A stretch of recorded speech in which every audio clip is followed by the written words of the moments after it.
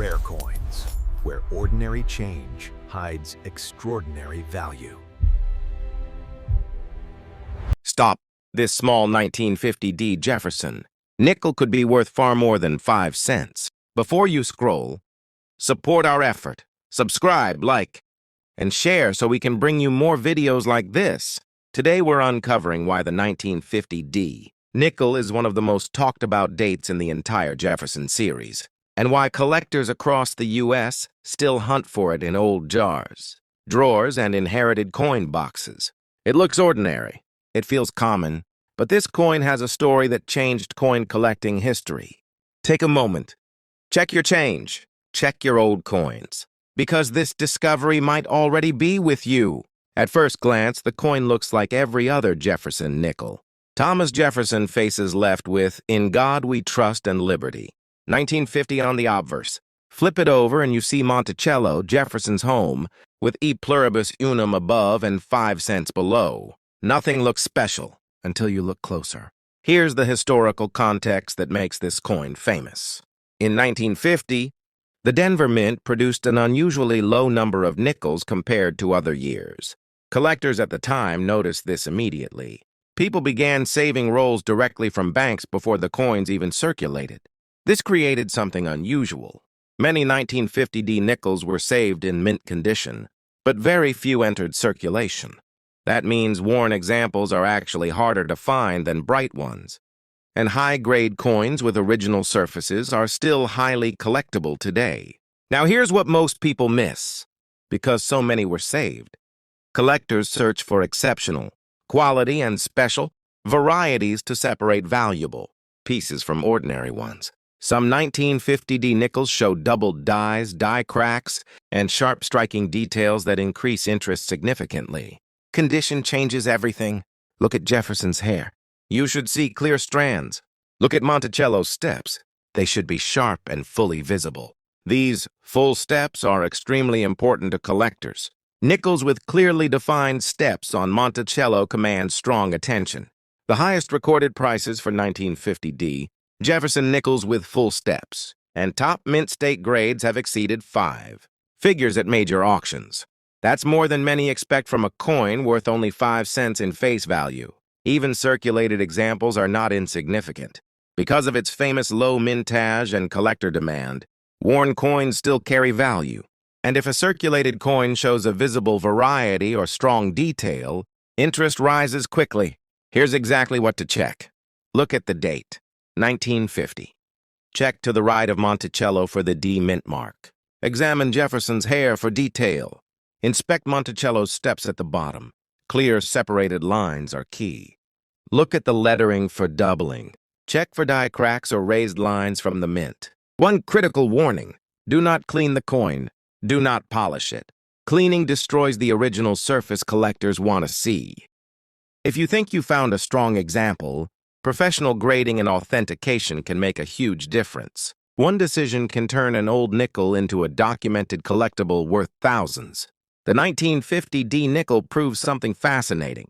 Rarity is not just about how many were made. It's about how many survived in the right condition, with the right details and the right features. Old jars, old drawers, old bankrolls saved decades ago. They often hold coins like this, waiting to be noticed. And if this 1950 Jefferson nickel surprised you, the next coin is even more surprising.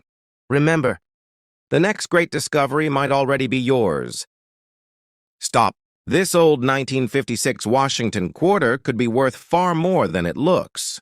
Before you scroll, support our effort. Subscribe, like, and share so we can bring you more videos like this. Today, we're uncovering why the 1956 quarter dollar is quietly respected by collectors and often ignored by everyone else. It's a 90% silver coin that feels common, yet in the right condition it becomes a serious collectible with surprising auction history.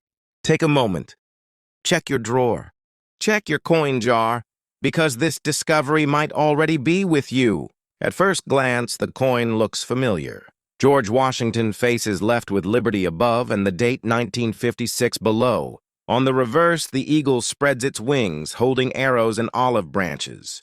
A classic design people recognize instantly and rarely question. But here's what most people miss. These quarters circulated heavily when silver coins were everyday money. Very few were saved in pristine condition. That's why sharp, well-preserved examples from 1956 are much rarer today than most people realize. Mint marks change everything. The 1956 quarter was struck in Philadelphia, no mint mark. Denver D and San Francisco S. Denver and San Francisco examples, especially with strong strike detail, are highly desirable to collectors. Now comes the twist. Some 1956 quarters show doubled dies, die cracks, and subtle mint-made characteristics in the lettering and devices. These tiny features are often missed by casual owners, but recognized immediately by experienced collectors. Condition is the real key. Most surviving coins have flat hair on Washington, smooth feathers on the eagle, and weak rims from decades of use. But coins that still show sharp hair strands, clear feather lines, and strong edges are extremely difficult to find. These are the coins collectors compete for. The highest recorded prices for 1956 quarters in exceptional, mint state condition have exceeded 5 figures at major auctions. That's more than many people expect from a coin they once spent without thinking. Even circulated examples are not without value.